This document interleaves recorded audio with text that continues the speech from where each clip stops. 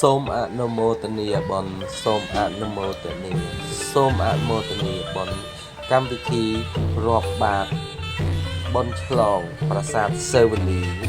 និងឆ្លងពុទ្ធធាតុសែតព្រះពុទ្ធរូបចំនួន1168ព្រះអង្គស្ថិតនៅក្នុងវត្តរតនបុប្ផារាមហៅវត្ត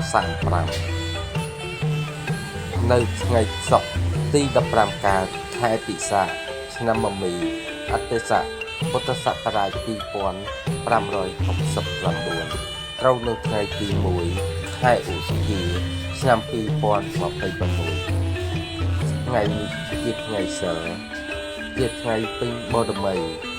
ជាថ្ងៃវិសាខបូជាជាថ្ងៃព្រះពុទ្ធដែលទ្រង់ប្រសូតនិងត្រាស់ដឹងនឹងចូលនិព្វានសូមអនុមោទនាសូមអនុមោទនាបុណ្យសូមអនុមោទនា